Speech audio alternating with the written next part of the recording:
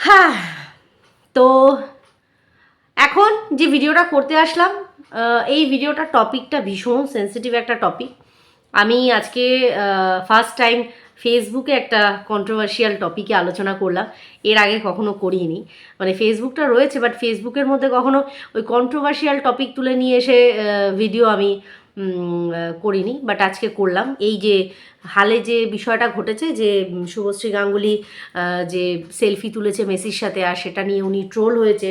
সেখানে তার মানে তাকে নিয়ে প্লাস তার দুটো ছোট ছোট ফুটফুটে বাচ্চাকে নিয়ে যে ধরনের মন্তব্য করা হয়েছে, সমস্তটা মিলিয়ে তার পরিপ্রেক্ষিতে রাজ চক্রবর্তীর যে কিছু স্টেটমেন্ট এসেছে, সেটার ওপর ভিত্তি করে একটা কন্ট্রোভার্সিয়াল ভিডিও করেছি। তো সচরাচর আমি ফেসবুকে খুব একটা নয়, রিলস টিলস যেগুলো ইনস্টাতে করি সেগুলোই অটোমেটিক্যালি এদিকে পোস্ট হয়ে যায়, ওইটুকুই থাকে। বাট এইটা আমার মনে হলো যে একটু বলি, তাই বললাম। তো এখন সম্পূর্ণ অ্যাকচুয়ালি কী বলো তো, ইউটিউবে যতটা সড়গড় না, যতটা আমি মানে শাই ফিল করি না, বাট জানি না কেন ফেসবুকে বড্ড পরিমাণে মানে একটা লজ্জা লাগে। মানে জানি না কেন ফেসবুকটাতে মানে বলতে গেলে একটুখানি ভাবায় বা কিছু, যেটাই হোক একটু মনে হয় আর কি। তো যাই হোক, সব মিলিয়ে টিলিয়ে করেছি। এটা 8-8.5 মিনিটের একটা ভিডিও করেছি। অবশ্যই করে যারা যারা ফেসবুকে আছো আমার সাথে, তারা অবশ্যই করে দেখো। তো এখন যে বিষয়টা নিয়ে কথা বলতে এসেছি, তার আগে বলবো welcome back to my channel. কেমন আছো তোমরা সবাই? আশা করি সবাই ভালো আছো, আমিও ভালো আছি। অবশ্যই করে এটা দিনের ফার্স্ট ভিডিও, আর একটা ভীষণ সেন্সিটিভ ইস্যু নিয়ে কথা বলছি। দাঁড়াও 1 মিনিট। তো ভীষণই একটা সেন্সিটিভ বিষয়। আমি অনেক দিন পর তাদের ভিডিও দেখলাম, আর সেটার উপর ভিত্তি করে অবশ্যই করে মনে হলো যে দুটো বক্তব্য রাখি আর কি। সেটা হচ্ছে মৌ, ক্রিয়েশন অফ মৌ। দেখো, আমি একটা জিনিস সবার ক্ষেত্রেই বলবো, সন্তানহীনতা যেমন কোনো অপরাধ না। শুনে নাও ভালো করে, সন্তানহীনতা কিন্তু কোনো অপরাধ না। সেটা ম্যান টু ম্যান ভ্যারি করে, শারীরিক কিছু সমস্যা। হ্যাঁ, একটা টাইমে অবশ্যই করে কি বলবো, মানে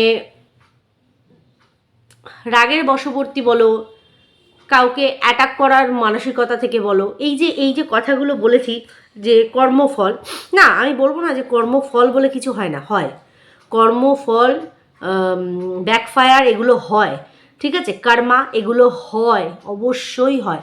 কিন্তু একটা নারীর একটা খুব সেন্সিটিভ জায়গা, সেই জায়গাটাকে অবশ্যই করে এটা বলে আমরা হার্ট করতে পারি না। বুঝতে পারছি? এই জিনিসটা এর আগেও ঘটেছে।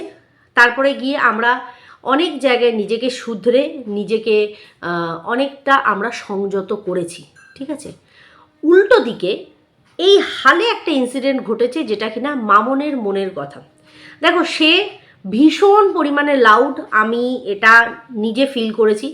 তার চিৎকার চেঁচামেচি অনেক ক্ষেত্রে আমি মানে একরকম ভয় পেতাম যে উনি এত চেঁচাচ্ছে, এতে শরীর না খারাপ হয়ে যায়। প্লাস আমরা জানি যে হালে করে একটা ট্রিটমেন্টের মধ্যে দিয়ে সে যাচ্ছে, এই সব বিষয়। এবার কি বলো তো, যদি যুক্তিপূর্ণ বিষয় তুমি কাউকে উত্তর দিতে পারো তাহলে তুমি দাও, আদার্স যদি না পারো তাহলে সবচেয়ে দুর্বল জায়গা মানুষের ফ্যামিলি, মানুষের ক্যারেক্টার, মানুষের সন্তান, এই জায়গাগুলোতে স্টিল এখনও কিছু মানুষ আছে যারা অ্যাটাক করছে। যেমন মামনের মনের কথাকে হালে করা হয়েছে, পুনরায় তার সন্তানহীনতার জায়গাটাতে হাত দেওয়া হয়েছে পুনরায়, ঠিক আছে। কেন? কারণ যেই কথাটা বলছে তার সন্তানের ক্ষেত্রে কিন্তু নোংরা কটূক্তি করেনি বা সন্তানের খারাপ চাইনি, একদম খারাপ চাইনি। যেমন গতকালকে আমার কমেন্ট সেকশানে একটা কমেন্ট এসেছে, সে এতটাই ছোট লোক, এতটাই ইতর, এতটাই অসভ্য, অশ্লীল, আমার সন্তানদেরকে নিয়ে একটা নোংরা মন্তব্য করেছে। না, অভিশাপ দেয়নি, মন্তব্য করেছে। যে মন্তব্যটা থেকে পরিষ্কার বোঝা গেল এ নিজে, কারণ দেখবে আমাদের ভাষা আমাদের পরিচয়। প্রথম কথা, আমি কারোর কমেন্ট সেকশানে যদি এই রকম ব্লান্ডার কিছু লিখছি, তার মানে আমার যে প্রচণ্ড পরিমাণে ডাউন মার্কেট চিন্তাভাবনা, বা আমার বাবা মা আমাকে কোথাও না কোথাও একদমই শিক্ষায় শিক্ষিত করতে পারেনি, তারা ব্যর্থ, এই জিনিসটা তারা এসে এই সোশ্যাল প্ল্যাটফর্মে নিজেদের কমেন্ট বা যারা এরকম ভিডিও করছে সেই মাধ্যমে তারা প্রকাশ করে দিচ্ছে অজান্তে। অজান্তে এই কারণে বলছি, কারণ তারা বুঝতে পারছে না এটার রিয়াকশানে তার ইমেজটা কি হচ্ছে বা তাকে মানুষ কি চোখে দেখছে। কারণ সে বাড়িতে এরকম করে অভ্যস্ত। যারা এই ধরনের জিনিস সোশ্যালি এসে এই ধরনের মন্তব্য করতে পারে তারা কি বলতো, অ্যাকচুয়ালি ফার্স্ট্রেটেড, নিজেদের ঝাল নিজেদের রাগ জায়গা মতন তুলতে পারে না, সেইগুলোকে এইভাবে তোলে, তোমাদের ওই লাইভে একটা গল্প শুনিয়েছিলাম না, যে এই যে রিতেশ দেশমুখের যে ঘটনাটা শুনিয়েছিলাম, যে কিনা ভিলেন মুভি থেকে যে পার্টটা, সেখানে কিন্তু সে সম্পূর্ণরূপে তার স্ত্রীর প্রতি লয়াল, স্ত্রীকে ভালোবাসে, স্ত্রীকে নানানভাবে সে মানে বোঝানোর, তাকে ভালোবাসা প্রকাশ করার নানান চেষ্টা করে, কিন্তু স্ত্রীর কাছে সে শুধুমাত্র ইউজ অ্যান্ড থ্রো একটা বস্তু, তার না আছে কোনো সম্মান, না আছে কোনো মান। কিন্তু তারপরেও কিন্তু তার স্ত্রীর সাথে সে কম্প্যাটেবিলিটি মানিয়ে রাখার চেষ্টা করছে, যে না না আমাকে ঠিক করে চলতে হবে, আমি ওকে ভালোবাসি, শুরু শুরু শুরু শুরু শুরু শুরু করতে থাকছে। কিন্তু সেখান থেকে দাঁড়িয়ে এই যে তার ভেতরে ভেতরে তার যে ইগনোরেন্স, তার যে অবহেলা করা, যে তার স্ত্রী তাকে অবহেলা করছে, তাকে সেই মর্যাদা দিচ্ছে না, সেই ফার্স্ট্রেশনটা কিন্তু তার মধ্যে জমছে। আর সেটা সে প্রকাশ করছে কোথায়? অন্য নারীদেরকে হার্ট করে, হার্ম করে। এটা জাস্ট একটা উদাহরণস্বরূপ আমি তোমাদেরকে বোঝানোর চেষ্টা করলাম।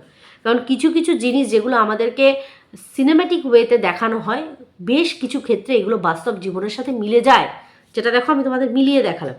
তো এইরকম ঘটনা আমাদের ওয়াইটির বাজারে অহরহ প্রত্যেক দিন দুপুরবেলা ঘটছে, কারণ তারা মানসিকভাবে অসুস্থ। আমি তো শুনলাম কালকে দীপ্তিদির লাইভেও নাকি এরকম ধরনের ব্লান্ডার কথাবার্তা, এই যে কার নাকে ফু দেবে কি দেবে না সেটার অ্যাকচুয়াল কি মিনিং, এই ফুটা সে জায়গা মতন দিতে পারে না, যার জন্য সে ফু দেওয়ার জন্য মানে মানে অহরহ পাগল হয়ে থাকে, যে কাকে আমি ফু দেবো, কাকে আমি ফু দেবো।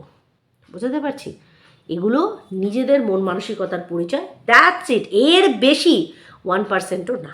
আচ্ছা, এবার বলি যে কথাটা বলতে এসেছি, ঠিক সেই রকমই আমাদের মৌয়ের একটা ভিডিও আমি দেখলাম, যেখানে কিনা এরকম কিছু কথা উঠে এসেছে, যেখানে কিনা এই কি বলবো, অ্যাডপশনের একটা বিষয় উঠে এসেছে, যেখানে বলা হয়েছে মৌকে যে ট্রিটমেন্ট তো করাচ্ছ, দেখো আমরা সবাই জানি মৌ একজন ক্যান্সার পেশেন্ট, তার সেখান থেকে সে প্রেগনেন্সির জন্য ট্রাই করছে, বা একটা আইভিএফ ট্রিটমেন্টের জন্য সে ট্রাই করছে, সে আকুলি ব্যাকুলি হয়ে যাচ্ছে। দেখো, সন্তান সবার একটা চাই, সন্তান সবার একটা নিড, সবার একটা দরকার। মৌ, মরিয়া, এই যে আমাদের মামনের মনের কথা, মামনদি, মরিয়া, তারা চেষ্টা করছে যে একটা সন্তান, ঠিক আছে, আমরা অনেককে এরকম দেখেছি মুখেই কালি আউড়িয়েছে, কিন্তু কোনো অন্য সন্তানদের প্রতিও ভালোবাসা দেখা যায়নি, আর নিজের ট্রিটমেন্টও শুধুমাত্র মানে ওই জাস্ট ভিউয়ার্সরা বলেছে, ব্যাস জাস্ট, তারপরে আর আমরা মানে কিছু দেখতে পাচ্ছি না, এটাই হলো কথা। কিন্তু একটা সন্তানের জন্য কিন্তু কাপলসরা মরিয়া হয়ে যায়, যেটা কিনা মৌ আর কল্লোলের ক্ষেত্রে আমরা দেখতে পাচ্ছি যে হ্যাঁ, তারা কিন্তু তার সত্যি নিড, একটা বাচ্চার নিড তাদের মধ্যে রয়েছে, একটা সন্তান তারা চাইছে। তার মানে কি তারা কাজকর্ম করছে না? মৌ সমস্ত কিছু করছে, তার মাঝখানেও কিন্তু এইটা হচ্ছে। এবার এইটার ওপর ভিত্তি করে কেউ মনে হয় মৌকে এরকম কমেন্ট করেছে যে তোমরা এইসব ট্রিটমেন্টের ঝামেলা ছাড়ো, একটা বাচ্চা অ্যাডপ্ট করে নাও। এইখানে আমি বলি, বাচ্চার অ্যাডপশন কিন্তু মুখের কথা না, সন্তানহীনতা যেরকম কোনো অপরাধ না, ঠিক সেই রকমই অ্যাডপশান বা একটা সন্তানকে দত্তক নেওয়া, সেটা কিন্তু মহাপুণ্যের কাজ, মহাপুণ্যের কাজ। ঠিক সেই রকমই আজকে এই অ্যাডপশানের কথা যে বা যারা বলেছে, মানে যে বললো কথাটা, সে সঠিকভাবে জানে কি জানে না আমি জানি না, অ্যাডপশান পাওয়া যায়, বাট তার প্রসিডিওরটা প্রচুর লং। কারণ আমার বাপের বাড়ি পাড়াতেই এক কাপল আছে যাদের কিনা বেশ বড়সড় ভারী, তাদের বেশ একটা আধিপত্য আছে, একটা ব্যবসা আছে, যেখান থেকে তাদের একটা ভালো ইনকাম এরকম আছে। সেই হাজব্যান্ড ওয়াইফ কিন্তু বহু বছর তারা সন্তানহীনতায় ভুগেছে, আলটিমেটলি তারা একটা কন্যা সন্তানকে দত্তক নিয়েছে, বাট লেকিন সেই দত্তকটা নিতে কিন্তু তাদের অনেক কাঠখড় পোড়াতে হয়েছে। একটা বাচ্চাকে মানে একটা জীবনকে সম্পূর্ণরূপে তোমাদের হাতে তুলে দিচ্ছে, তার যাবতীয় রেসপন্সিবিলিটি তুমি নিতে পারবে কি পারবে না সেটার আপাদ মস্তক তারা মানে যাচাই করে, সেটা তো করবেই। আমরা যদি একটা মানে 4 পায়ের পোষ্যকে যদি আমরা বাড়ি আনার জন্য যাই, তার অ্যাডপশনটার জন্য কিন্তু তার কমফোর্ট জায়গাটা দেখা হয়। কিন্তু এখানে তো একটা কন্যা সন্তান মানে একটা মানুষের বাচ্চা, তাকে যখন আমি বাড়িতে নিয়ে আসছি তার যাবতীয় জিনিসপত্রগুলো কিন্তু আমাকে দেখতে হবে। সেটা কিন্তু যারা বাচ্চাকে তোমার হাতে তুলে দেবে তারা কিন্তু দেখবে। আর এই প্রসেসটা বেশ লং হয়, অনেক ক্ষেত্রে মানুষ তীরে এসে তরি ডোবার মতন বাচ্চা পায় না।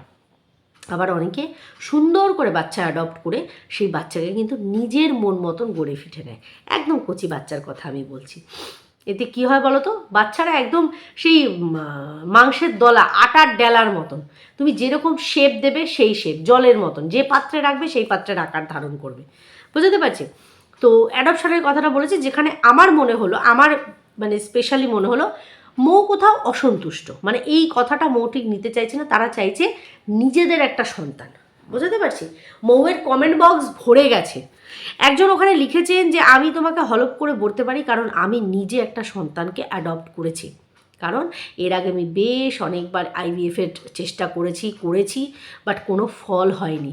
সেখান থেকে দাঁড়িয়ে অবশ্যই করে তারা কিন্তু নিজেদের একটা সন্তান চাইছে, তারা কিন্তু চাইছে না অ্যাডপশনের বিষয়টা। কিন্তু যারা ওখানে কমেন্ট করছে তারা কিন্তু বোঝাচ্ছে। দেখো, মনোবল ভেঙে দেওয়ার জন্য মানুষ অনেক কিছু বলে, অবশ্যই করে তারা যখন একটা ট্রিটমেন্টের মধ্যে রয়েছে, মৌ চাইছে যে তোমরা এরকমভাবে মনোবলটাকে না ভেঙে তোমরা একটুখানি আমাদের সাথে সহযোগিতা করো, যাতে আগামী দিনটাতে আমরা একটা সন্তানের জন্ম দিতে পারি। তাই তো? দেখো, সবাই চায় এই যে মাতৃত্বের যে ফিলিংসটা, ঠিক আছে, এটা নিতে সবাই চায়। কিন্তু তারপরেও আমি বলবো মৌকে যে যদি ভগবান না করুক যে এরকম সিচুয়েশান আসে মৌ, যে সত্যি সত্যি সন্তান মানে কনসিভ করতে পারলে না থ্রু আইভিএফ, মানে ফিজিক্যালি যে তুমি বিষয়টা বলছি, সেখান থেকে যদি এরকম সিচুয়েশান আসে যে তোমার বাচ্চা একটা নিড, তুমি অবশ্যই করে একটা সন্তানকে তুমি দত্তক নিও মৌ। কারণ এটা আমি অ্যাজ এ অ্যাডভাইস তোমাকে দিলাম না, আমি উপদেশ দিতে পারি বাট তোমাকে আমি কোনো কিছু চাপিয়ে দিতে পারি না, কোনো স্টেটমেন্ট দিতে পারি না বা অর্ডার করতে পারি না। তো সেখান থেকে আমার মনে হয় এতে কি হবে জানো তো, তুমি সেই বাচ্চাটাকেও কিন্তু নিজের মতনই গড়ে পিঠে নেবে, মাতৃত্বের সুখও পাবে, সন্তানহীনতাও দূর হবে। আর সবচেয়ে বড় কথা, একটা বাচ্চা শেল্টার পাবে, একটা পুণ্যের কাজ তুমি করবে। আমি আশা করি বোঝাতে পারছি। দেখো, আমরা এইটুকু অ্যাডভাইস করতে পারি, বাজে মন্তব্য করা, বাজে আননেসেসারি কথা বলা এটা মানুষের ধর্ম, এটা মানুষ করবে, ঠিক আছে? তার মানে এটা না যে তার মনোবলটা ভেঙে দেবো। এই মুহূর্তে দাঁড়িয়ে যখন অবশ্যই করে তারা একটা ট্রিটমেন্টের মধ্যে দিয়ে যাচ্ছে, আর আমি চাইবো যে এই ট্রিটমেন্টটা সম্পূর্ণরূপে ফুলফিল হোক, আর একটা ফুটফুটে সন্তানের স্পর্শ যাতে মৌ পায়, এটুকুই আমি আশা করতে পারি। রাখো, আসছে, এটুকুই আমি আশা করতে পারি। আর আমরা চাইবো, ভগবানের কাছে প্রার্থনা করি যে যে মাতৃত্বের সুখটা মৌ পেতে চাইছে সেটা যেন সে খুব শিগগিরই পায়। আর দেখো, মানুষের কথা, কুছ তো লোক কহেঙ্গে লোগোं का काम है कहना, মানুষ অনেক কিছু বলবে। যেহেতু তোমাদের লাইফটা খোলা পাতার মতন, খোলা বইয়ের মতন সোশ্যালি রয়েছে, তো মানুষ তো এসে নিজেদের অভিমত সেখানে পোষণ করবেই, তাই না? খুলি হুই কিতাব, পেন নিয়ে লিখতে সবাই বসে যায়, তাই না? তো এই হলো ব্যাপার। চলো, আমার এইটুকুই বলার ছিল ভিডিওতে। আর এই যে হুট করে ক্যামেরার কোয়ালিটিটা একটুখানি অন্যরকম হয়ে গেল, তার মিনস হচ্ছে আমি আমার যে ফোনটা, ঠিক আছে, আমার ফোনটা আমি সুইচ অফ করেছি। গত পরশু থেকে আমার ফোনটাকে হ্যাক করার একটা চেষ্টা চলছে, আমি বুঝতে পারছি, ঠিক আছে? যার জন্য কিন্তু আমি দেখছি নানান রকম সাইট থেকে, সাইট মিনস যেমন ফ্লিপকার্ট থেকে, মিশো থেকে, র্যাপিডো থেকে, উবের থেকে, আকাশ ইনস্টিটিউট, এরকম নানান রকম, এইচডিএফসি ব্যাংক, নানান রকম জায়গা থেকে কিন্তু ওটিপি ঢুকছে র্যান্ডামলি। ট্রু কলারের যে মেসেজ বক্সটা, ওটিপি ঢুকছে। তো সেই ক্ষেত্রেই আমি নেটটা অফ করে, আমি বুঝতে পারছি না এই ব্লান্ডারটা কে করার চেষ্টা করছে। তো আমি ওই কারণের জন্য নেটটাকে অফ করে, লোকেশান অফ করে আমি ফোনটাকে সুইচ অফ করলাম। তো ওই কারণের জন্যই আমাকে এই ফোনটা মানে বাবুর ফোনটাতে আমি খানিকটা ভিডিও শ্যুট করলাম, দুটোকে অ্যাটাচ করে দেবো, চেষ্টা করছি একটু পরে খুলে দিয়ে এর ভিডিওটা এখানে নিয়ে বা এই ভিডিওটা পাঠিয়ে দিয়ে চট করে আমি পোস্টটা করে দিতে পারি। ঠিক আছে, তো চলো বন্ধুরা, ভিডিওটা এখানে এন্ড করছি। সবাই খুব ভালো থেকো, সুস্থ থেকো।